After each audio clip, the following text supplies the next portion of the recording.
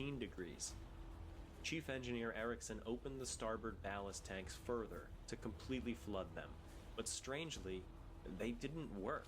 They were open, they were not clogged, and the intake was still below the waterline, but they were not admitting water. Even if he were able to admit water, though, it's unlikely that he would have been able to save the ship. It was already tipping beyond its point of no return. Despite much of the crowd going below and ultimately helping with the stability, it simply wasn't enough to level the ship. The real weight dragging them down was the lifeboats and rafts on the upper deck. At this point, Captain Peterson should have ordered the immediate evacuation while they were still at the wharf, but another odd occurrence happened. The water in the ballast sloshes once more and briefly puts the ship back near an even keel.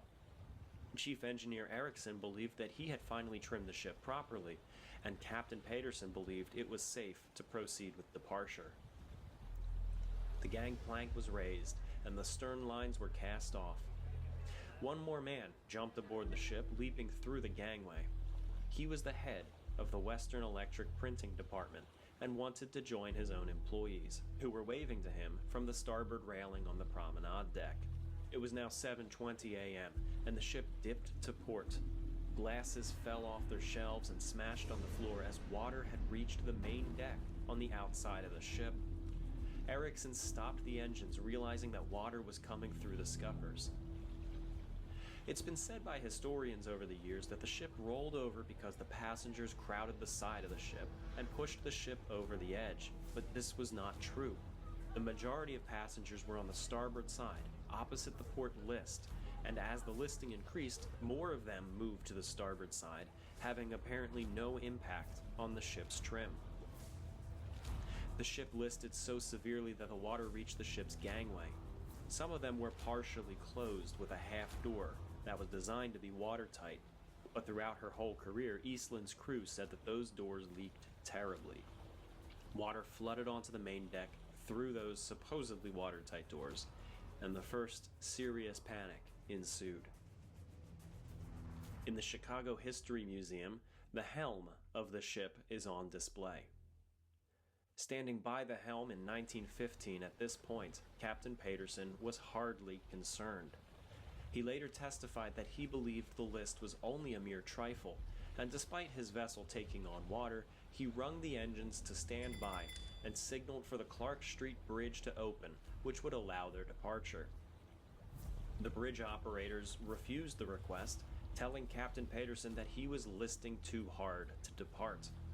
Captain Peterson seemed to disregard this, ordering the last of the stern lines to be released.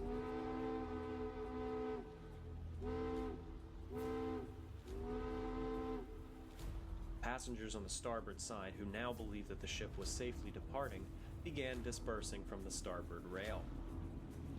Meanwhile, the water flooding into the ship found its way down to the boiler room and engine room, prompting the stokers and greasers to abandon their posts and start running topside. Chief Engineer Erickson activated the bilge pumps to discharge the water flooding in. Despite the ship listing now nearly 30 degrees, Captain Peterson proceeded with the departure.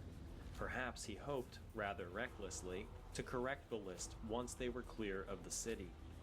The ship's musicians continued playing, now for the sake of maintaining calm, as they propped themselves against the walls as the dance hall continued to tilt. Orders were given to passengers on the promenade deck to move up to the starboard side, but the angle of the ship was so great and the decks were so slippery from the rain that they simply couldn't climb up. 7:28 a.m. and the ship fell to 45 degrees. The piano came loose and crashed across the floor, as did the bar's refrigerator. The crash of the refrigerator was so loud, it reverberated through the whole vessel. The refrigerator crashed across the dance floor and slammed into two young women, crushing them against the outboard wall and submerging them under the water that was pouring in. Passengers on the port side upper decks leapt over the railing into the river, and those on the starboard climbed over the railing onto the hull, but the passengers on the main deck had only one stairwell to get out, and it became a bottleneck. Quietly, calmly, the Eastland rolled over onto her side, settling in the Chicago River and coming to rest on the riverbed in 20 feet of water. It tipped over so fast that none of the lifeboats could be launched. One boat did break free, and a lone 6-year-old climbed aboard it.